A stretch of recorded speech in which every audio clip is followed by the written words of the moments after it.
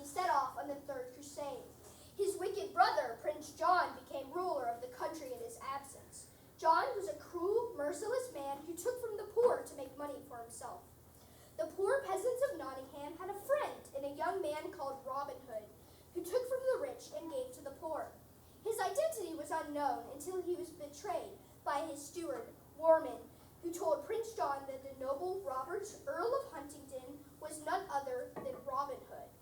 Prince John then orders Sir Guy of Gisborne to arrest Robin and seize his holdings at Locksley Hall.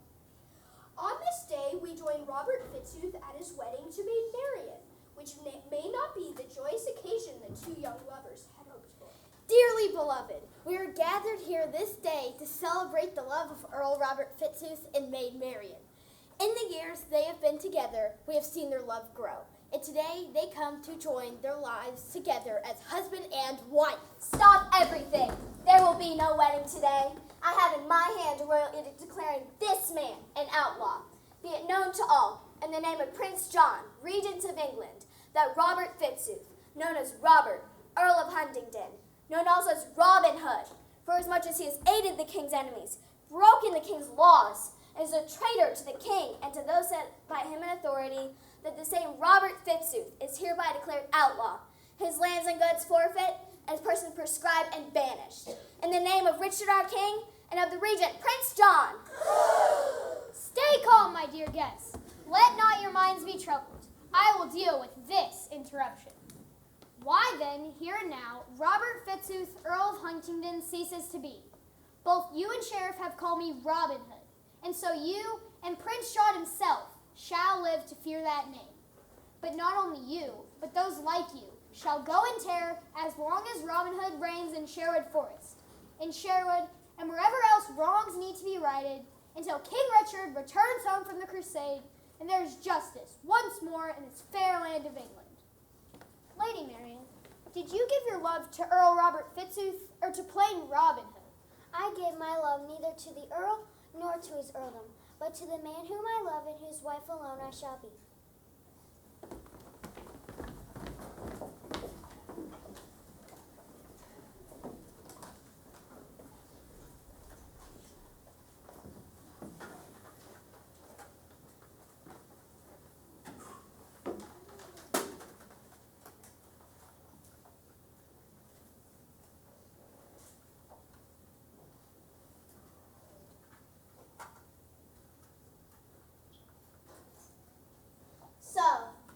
Fitzooth of Huntingdon became Robin Hood of Sherwood Forest.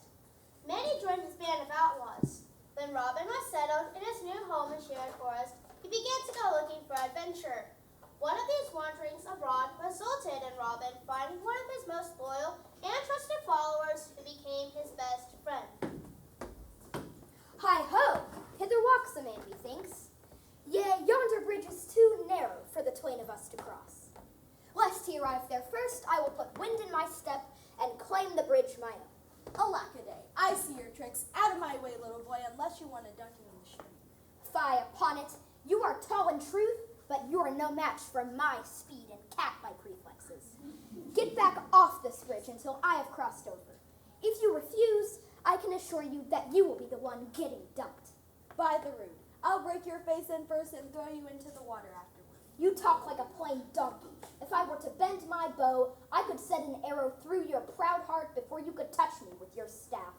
If I talk like a donkey, then you talk like a coward. You stand there well armed with that good long bow, while I have nothing but a staff, and I am well out of your reach. I scorn the name of coward. I will lay aside my weapons and challenge you with a quarterstaff like yours. Stay here until I cut one in the thicket. Here I stand, 1 foot on the bridge, and you are ready for your cold bath in the street.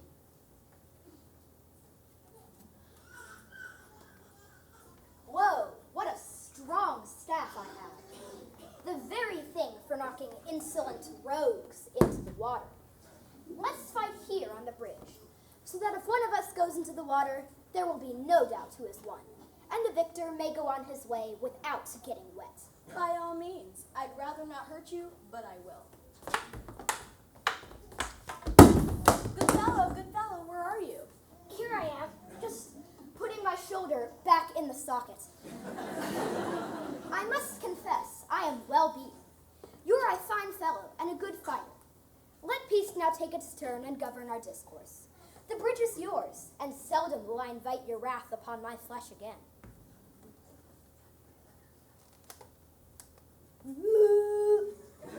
Where were you walking? To tell you the truth, I was in search of some man they call Robin Hood. Good master, what has happened to you? This fellow here has just tossed me into yonder stream with his fine staff. Say good night, tall fellow. No man insults Robin Hood and lives to tell about it. Robin Hood? Come now, my friend, do not be afraid of my merry men. These men protect me and do my bidding. You too can join them if you will shake my hand and swear loyalty to Robin Hood. Why, here is my hand, and my heart goes with it. Honest Robin, my name is John Little, and I promise to serve you faithfully. Why then listen, men.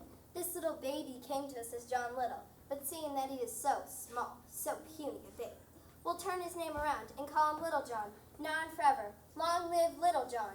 Long live Little John!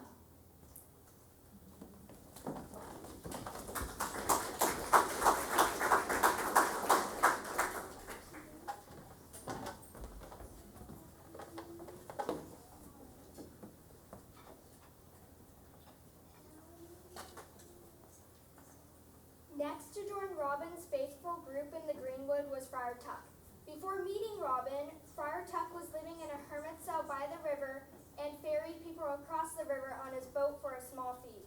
Robin has just come upon Friar Tuck sitting by the river. Now then, my fine fellow, come and ferry me over the river. All in good time, my son, all in good time. He could have swum across the river himself if he weren't so lazy. The wedding would have done him good, but I am a righteous man who has vowed to serve others.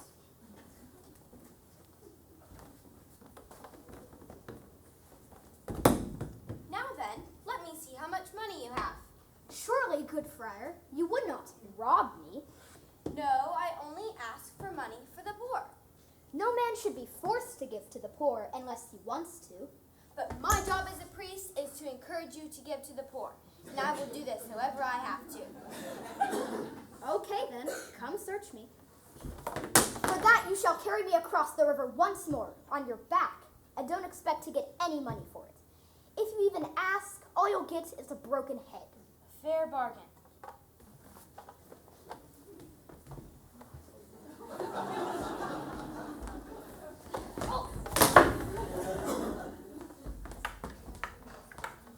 What say you we call a truce? Would you shake my hand? I have never met a holy man who is as skilled with the quarterstaff as you are. Let's make peace and rest a while in your home, where surely you will be able to feed a poor wanderer such as me.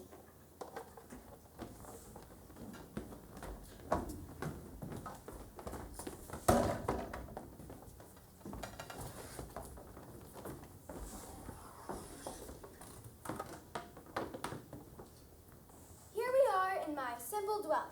I am sorry to say I have very little food here, just a small bowl of peas and a jug of water. You are welcome to both. I generally have the water first and then the peas, but sometimes I put the peas in the water.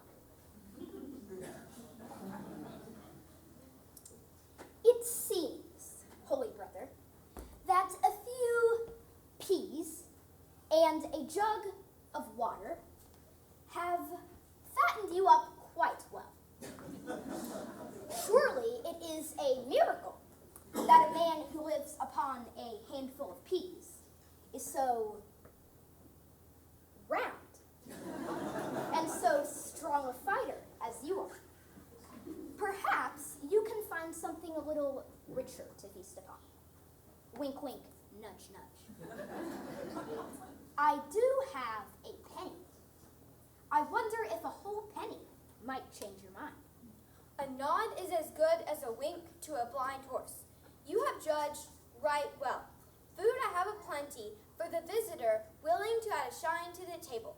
If your penny bites silver, then your plate will be shoveled high.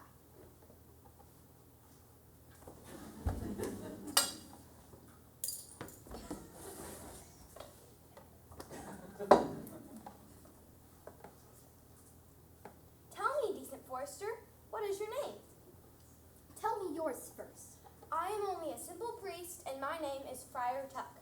I go by several names, but you may call me Robin Hood. The Robin Hood? The fastest bow show south of the Umber? The very same. Ah, indeed. I have heard that you live well in the forest. You need a priest there, and I am the priest that you need. So Friar Tuck joined Robin Hood in Sherwood Forest and became one of the merriest of all men present there. It is even said his contagious happiness sparked an outbreak of merriness in a village south of Sherwood Forest.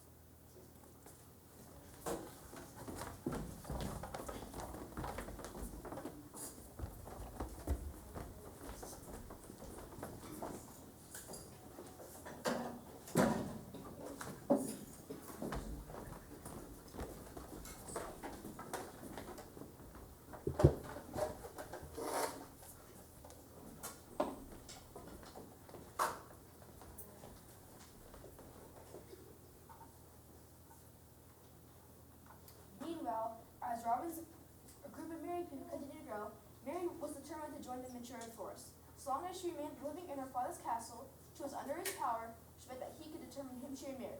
Sir Guy was aware of this, and wanted Mary for his own, he decided to visit her father through flattery. What Marion needs is a husband. Yes, a husband would be the best solution for her and her silly ideas of joining Robin Hood in Sherwood Forest. And I could be just that husband. I will have no man of your choosing unless he is my choice also. And my choice is and will always be brave Robin Hood. Where are you going? I'm leaving. Don't leave the torch lit for me. I'll be in Sherwood. You will do no such thing. Watch me. I will have up the drawbridge. Rick, raise the bridge. Aye, sir, right away. Then I will swim the moat. Mabel, bring me my swimsuit. Yes, ma'am. I will secure the gates. Jasper, go out the gates. Be back in a jiffy.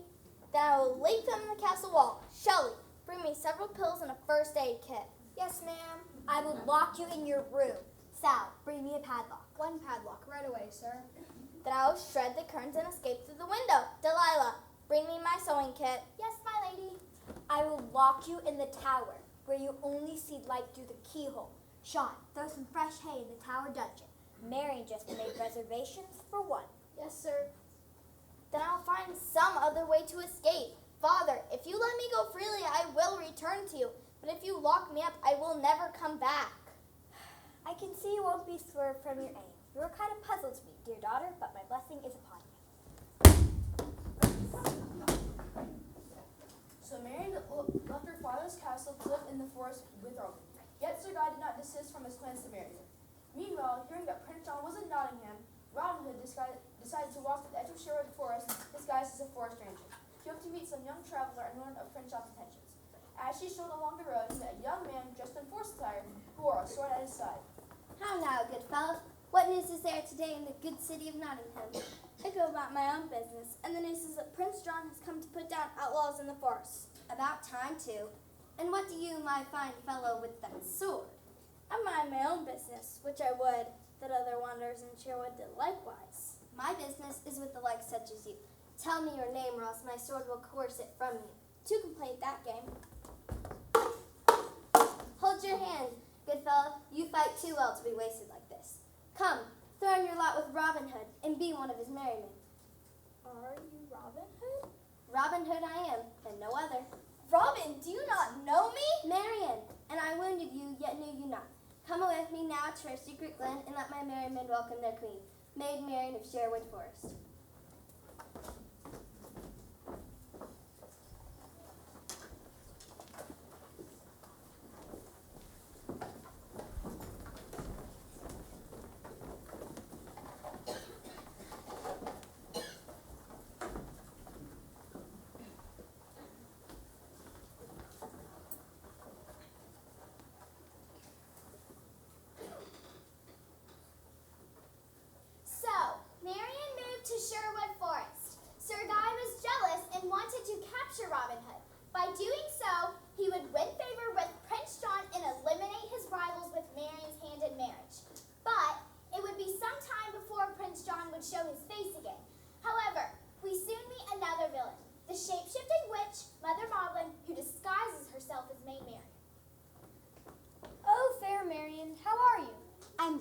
shall measure in your presence.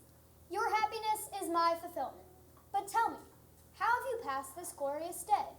Never has a hunting trip seen such a success as this day.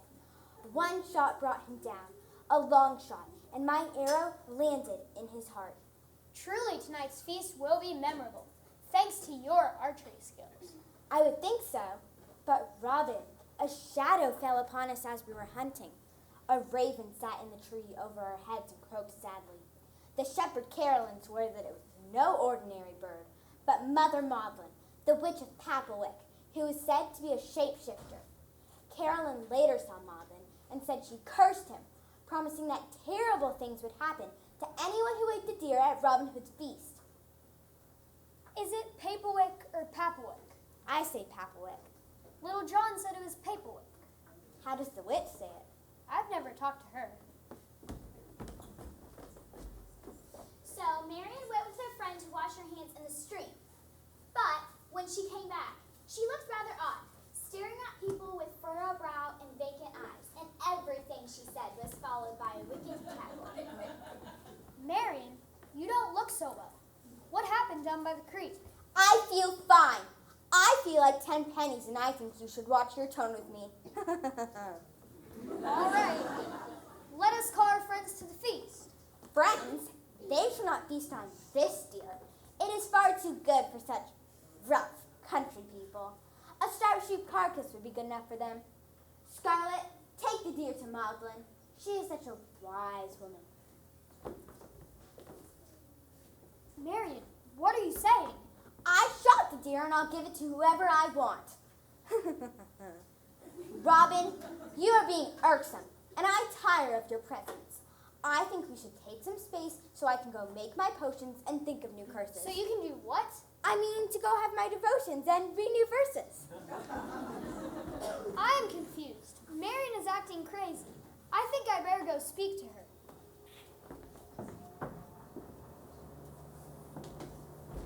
Hello, my love.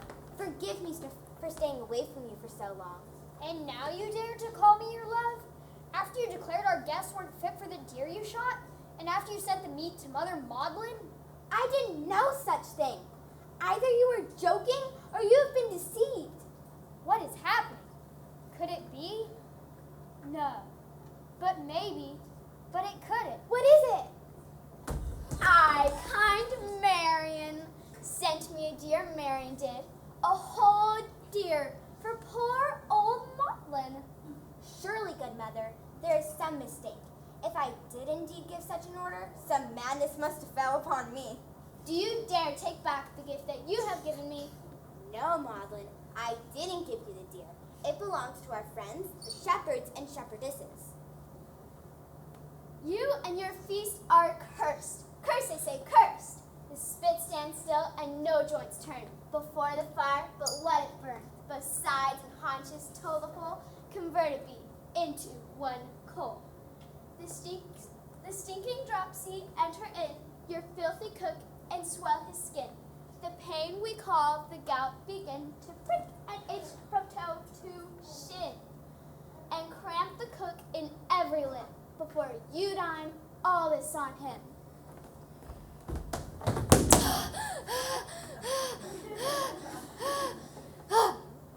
Here's a mess. Poor Reynold the cook has gotten sick all of a sudden. He's full of aches and pains, he cannot move, he cannot stand, and worst of all, he cannot cook. She is indeed a witch. I believe she can change herself into any shape, just as you told me, Marian. Sweet Marian, forgive me for doubting you. You, good friar, go back and cook our dinner.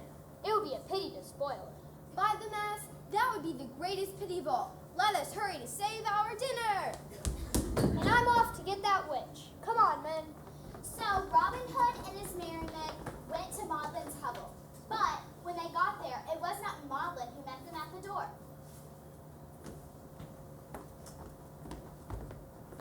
Marian, you run faster than I do, and yet... Leave Maudlin in peace, Robin. They say she is a witch, but that is false. It is only that she is far wiser than other women. I beg you, if you love me, do not chase her any further, for she is my dear friend. Come closer, Marion, so I can get a good look at you. You look odd. And what's that belt around your waist? I've never seen it before. Where did you get it?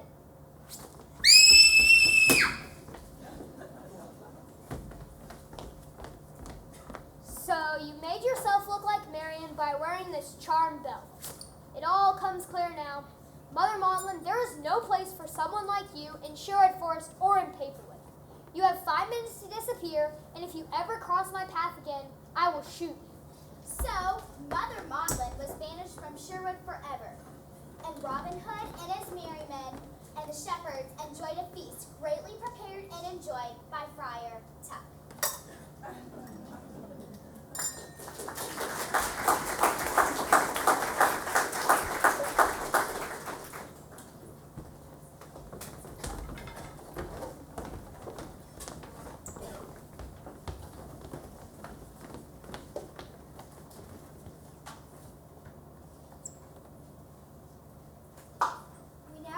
To the legend surrounding Sir Guy's pursuit of Maid Marian. Guy and his soldiers surprised Marian and Robin one night and attacked them without mercy. After fighting with Sir Guy, Marian outmaneuvered Guy and pinned him to the floor with her sword at his neck. Surrender and command your men to drop their weapons, or I will slay you here and now. Mercy, good sir. Put down your swords, men. We are beaten. Guy of Gisborne, I have you at my mercy. Marian, I have always been at your mercy.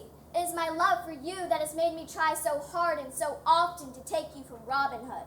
Sir Knight, you have threatened the life of my Lord Robin Hood many times, and that is a threat to my life as well, because I could not go on living without Robin.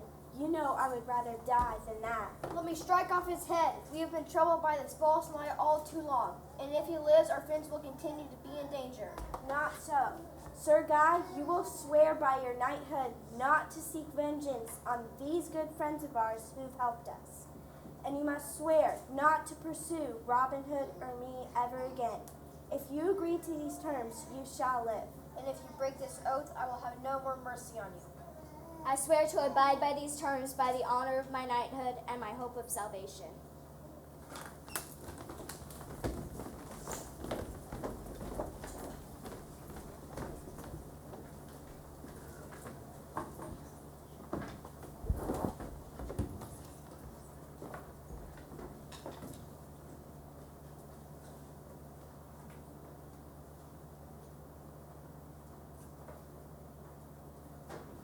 Marian, making Sir Guy promise to stop his efforts to kill Robin and then letting him go free, seemed like the best plan.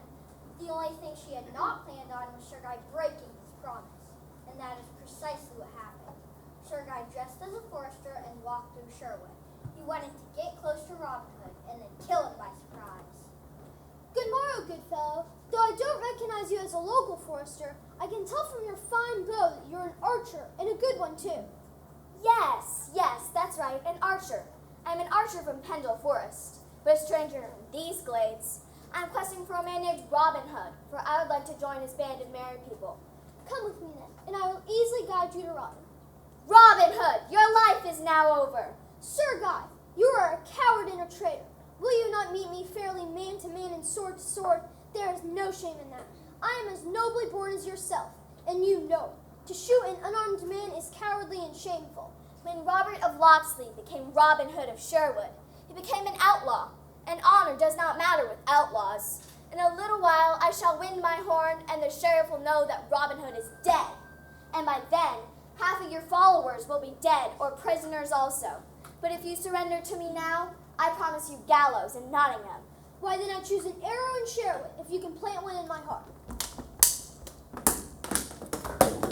This is indeed the last round, but the combat is now even, and may God defend the right. Here lies a false, dishonored man, but in his death he may yet do good. While Robin Hood is busy with Sir Guy, the Sheriff of Nottingham has captured Little John. He is now waiting for the sound of Sir Guy's horn, announcing the end of Robin Hood.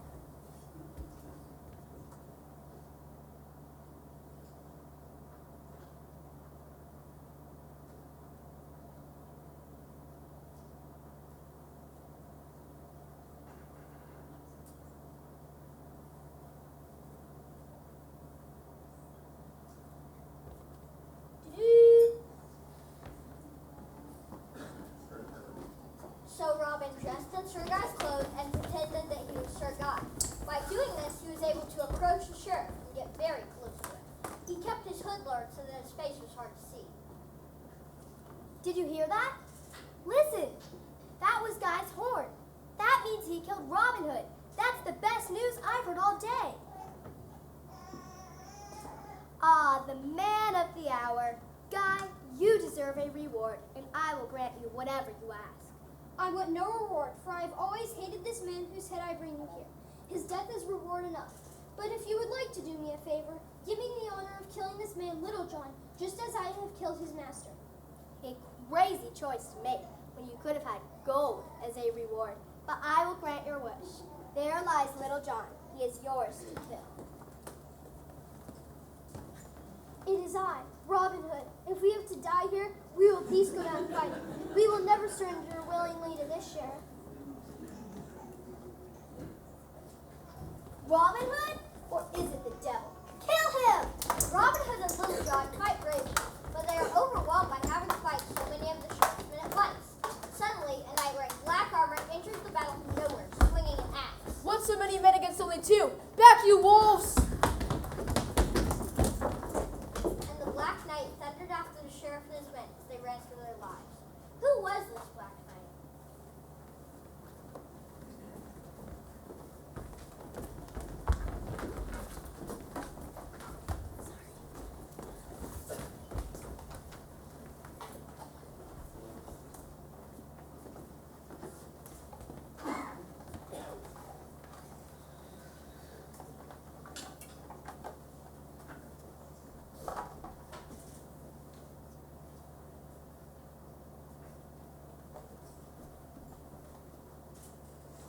Prince John continued to send his followers after Robin Hood to kill him, even after the death of Sir Guy. Finally, he took matters into his own hands and went to Sherwood to capture Marion when he knew that Robin Hood was not there. So here's the tiger centered in. At last, Marion, after all these years, we meet again, and not depart so quickly as last time. Come, you cannot escape. Robin Hood will not save you. I made sure he was busy before I came for you. Back, you wild beast. Prince or no prince, this sword's between us, and I can use it as well as any man to defend myself until Robin comes. Quickly, catch her, you fools!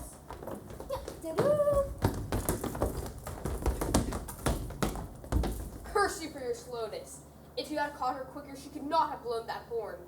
Now every moment we delay, we are in danger. Robin Hood will rush to the sound of that horn. Come quickly, my pretty, or we'll have that dog, Robin Hood, barking at her heels. At this point, an arrow flies through the air, hitting Prince John between the thumb and forefinger, cutting him to the bone. Had Robin Hood not just run nearly half a mile, the arrow would have destroyed John's hand, and he would have had trouble signing back to Carta.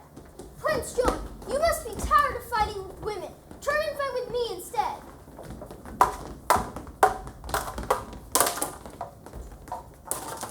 So Prince John was defeated by the Merrymen and taken to a cave just as a religious pilgrim arrives. Does this pilgrim look familiar? Does he favor the Black Knight? You live well here, friend Robin, on the king's deer. We do kill the king's deer for our meat, but I don't believe that we break a law that is fair. They call me the poor man's friend, for I take from the rich and give to the poor. But I have never taken from anyone who is honest or worthy. Come now, we may be thieves, but we are thieves of honor. You do not dishonor yourself by sharing a meal with us. That is, unless you shrink from eating the king's deer. Shrink? Why, I feel as if it were my own, and I am as hungry as if I had walked all the way home from Jerusalem. Then come and drink with us, to King Richard and his speedy return. You drink to the king's return, even though you are outlaws? We owe it to the king, for after all, our meal is borrowed from him. But we never forget that while we live merrily in Sherwood, we owe allegiance to our king and always raise a toast to him. Outlaws, the king! The king and his return from the crusade. When the meal is over and the toasts have been drunk, Robin Hood remembers that he is a prisoner. I'm reminded that we have a prisoner, one who attacks women when no one is around to protect them. Bring him before us, Little John.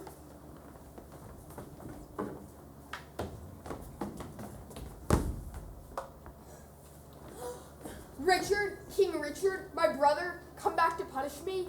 Untie him. Now, go. Swiftly, and sin no more. Pardon, my liege? Stand up again. Stand up, my friend. I freely pardon you, and all who are here. Robin, you have made a name for yourself. I have heard you spoken of throughout England as a friend to the poor. I also know that you and the Lady Marian have agreed not to get married until I, the king, return. Is this true? It is, my liege. Then here and now I give her to you. So Robin Hood and Maid Marian were married in Sherwood Forest, with King Richard to give the bride away. Then they marched to Nottingham in triumph. As they came into Nottingham, the plowman left his plow in the field, the blacksmith left his iron on his anvil, the aged and the sick rose from their beds and hobbled to their doors to cheer on King Richard and Robin